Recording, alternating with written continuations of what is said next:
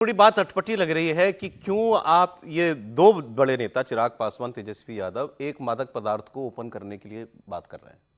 क्योंकि उससे एक समाज जुड़ा हुआ है और वो वोट बैंक का है। वो तेजस्वी तो बोली गई 1.5% जो है समाज जुड़ा हुआ है और उनका रोजगार का क्या होगा। और चिराग पासवान को भी लगता है, क्योंकि दलित राजनीति वो भी कर रहे हैं बिहार की, उनको लगता है कि अगर वो इसमें पिछड़ गए और ये वोट अगर शिफ्ट करके आते तेजस्वी की तरफ। ये पासी पासवान अलग अलग हैं। चिराग पासवान जिस जाति से आते हैं वो अलग है। मजदूरी करते हैं। ये मांग भी है। हाँ, ये ऐसा नहीं है। देखिए एक आप बोलिएगा, जो शराब का है ना, छोटे लोगों को लगता है कि हमको तो शराब इस समय महंगा पड़ रहा है, हम लोग तारी से अपना नशा मिटा देते थे, तो चोरी से अभी भी तारी पी जाती है जैसे बिहार में शराब पी जा रही है। तो वो उस नाते भी वो एक मुद्दा ये तो शराबबंदी, पूरी शराबबंदी पर क्यों नहीं बोलते नेता? प्रशांत किशोर तो बोल रहे हैं खत्म करो इसको, नहीं तो योगी जी भी लागू करें, मोदी जी भी लागू करें। नहीं, असल में शराबबंदी महिलाओं से जुड़ा ऐसा मुद्दा है कि पूरी आधी आबादी उसके पक्ष में है।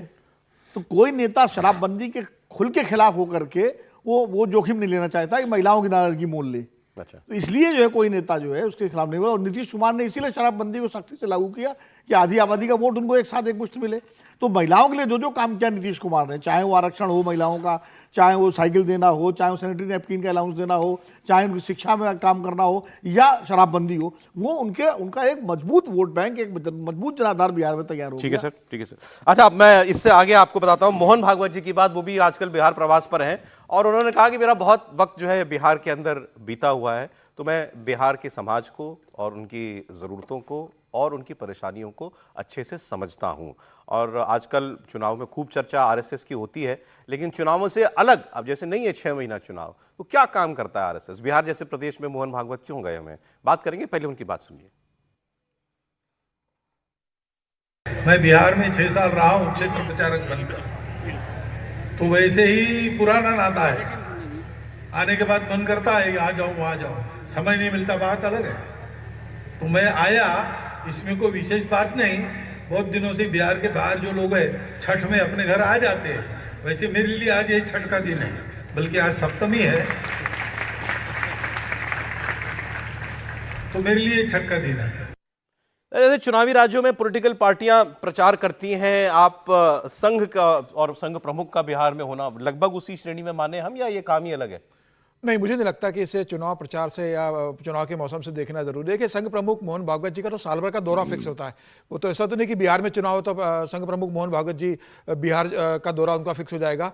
प्रतिनिधि सभा की जब बैठक होती है तो संघ प्रमुख मोहन भागवत जी का, जो सेकंड नंबर पर दत्तात्रेय होसबले जी सरकारवा, उनका पूरा साल भर का शेड्यूल तय हो जाता है कि कहाँ जाएंगे। और जहाँ संघ प्रमुख जाते हैं वहाँ जनरली दत्तात्रेय होसबले नहीं जाते, उनका कार्य का डिवाइडेशन हो जाता है काम को लेके। तो मोहन जी पूरा साल आप देखेंगे प्रवास करते रहते हैं पूरे समय, तो उसको चुनाव से देखना मुझे लगता है ठीक नहीं है। लेकिन ये बात सही है कि बिहार में मोहन भागवत जी ने लंबा समय दिया, वो क्षेत्र प्रचारक वहां पर रहे।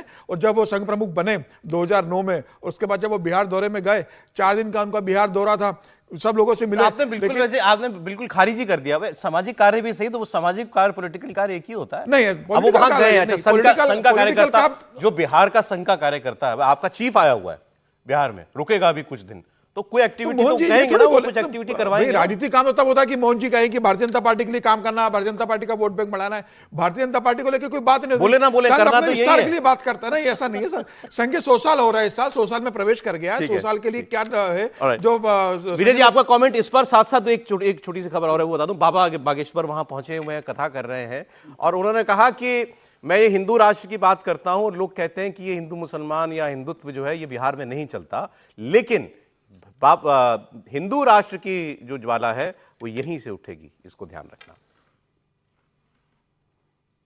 एक बात हृदय से बोल रहे, हिंदू राष्ट्र की आवाज कहीं से अगर उठेगी तो सबसे ज्यादा बिहार से ही पहले उठेगी। हाँ, ये पक्का है, ये हमारा भरोसा है, निजी कॉन्फिडेंस। बल्कि बहुत लोगों को बिहार आने पर, हमारे आने पर बहुत पेट दर्द होता है। एक बात हम निवेदन, कथा तो करेंगे।